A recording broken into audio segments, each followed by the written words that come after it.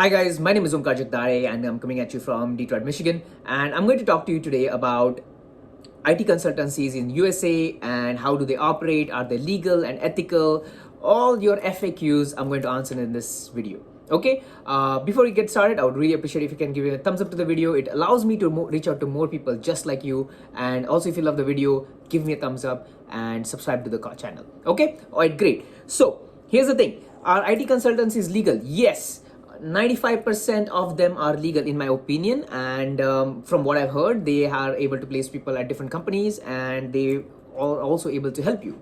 Now, how do they operate? Now, I believe, and from what I've heard, not all IT consultancies actually operate on a strong ethics. They sometimes bend rules, they'll change things, they'll write maybe stuff on your resume to get you that job which you really want and which they really want because they make money from you when you work at certain companies. So they get placement fees, they get a percent of your income, so things like that. But let's jump into that and really understand how really IT consultancies work.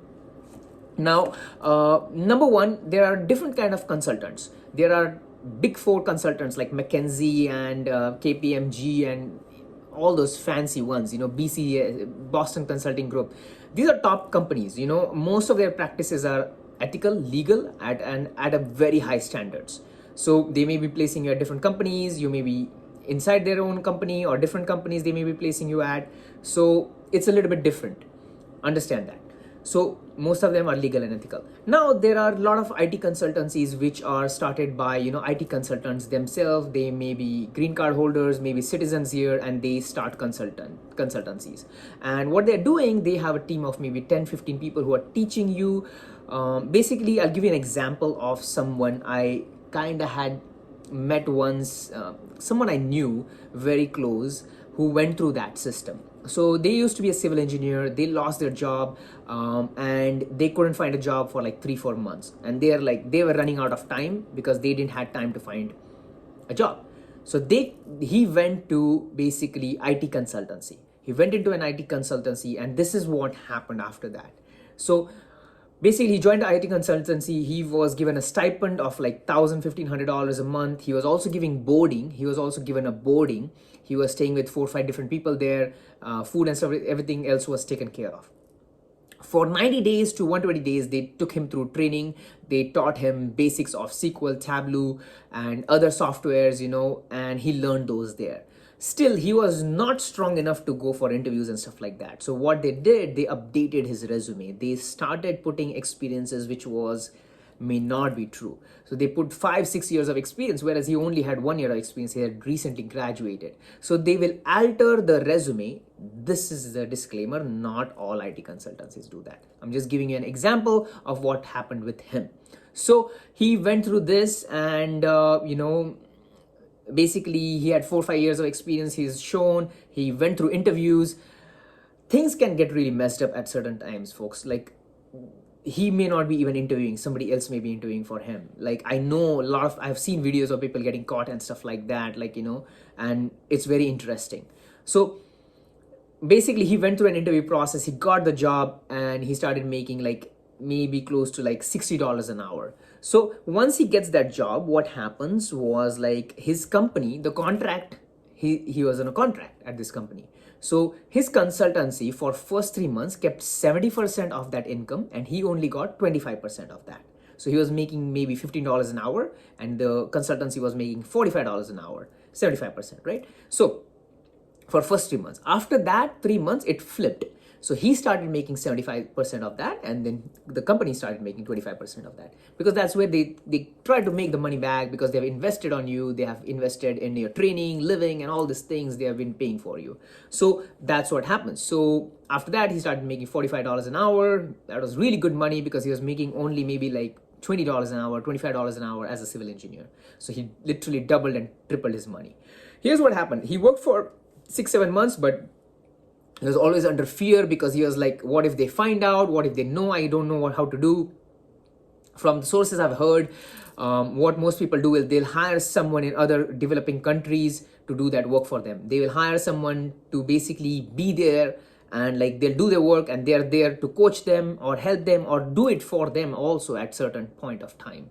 So they're paying them maybe $500-$600 a month in a developing country, whereas they are making $6,000-$8,000 a month. So that's how they work. But they sometimes get in trouble if they get a call from a client or their company, or they get a random assignment where that person is not there to help them, and they get in trouble, and sometimes they get laid off or something happens, But most people are able to figure it out, like this dude was able to figure it out 6-7 months into this thing. He actually learned it. He started learning how to do it and he figured it out. So it's a skill that he learned and he figured it out. After a year, he actually changed a job. The consultant kept him with someone else, I believe, and then he worked there for a year, and then they hired him directly. Instead of consultant, they hired him directly. Guess what? He went from making $60,000 a year as a civil engineer, where he got laid off from like he couldn't find a job for 3 months, went into an IT consultancy. Within 2 years, he was making $175,000, guys. Can you imagine? So he went through sheer pressure, stress, and all these things. He went from 60K to 175K. We started work together. Trust me. Yeah, I've been at my company for 2 years. I'm not close to 175K yet. But that's the thing, folks. Understand, you just have different opportunities in technology, IT than normal engineering. So that's the difference, folks. Here's the thing. So whatever happened in this, right and wrong is very interesting. That's the choice you have to make. I'm not here to make that. Or, it's like ethical and non-ethical. This is like, you have to make those choices. Just make sure your H1B, so here's the thing. Within those 3 months, he also, the consultancy applied for his H1B and he got picked up. So he was really, really fortunate. He's been on H1B for I don't know now. I've lost touch with him, not in too much touch, I don't even know where he is right now. But that's what I learned from it. That's what I learned from that experience. I saw him very closely because he was struggling to find a job. I was trying to help him find a job in civil engineering, but we just couldn't get it to him, So, because I know right now, a lot of people are losing their jobs. They're going to look into IT consultancies, but I just wanted to put some information out there and just maybe help you in some way, give you an idea of what the good ones do, what maybe the bad ones do, or what other people do. Just have a clear idea of what things go through so you can make an informed decision.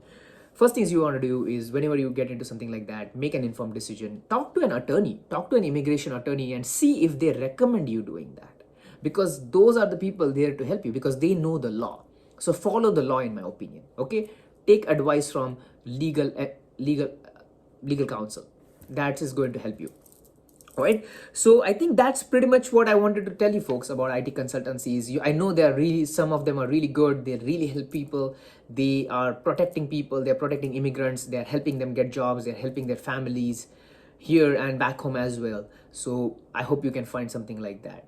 But I hope that's all I had for you. All the best to you.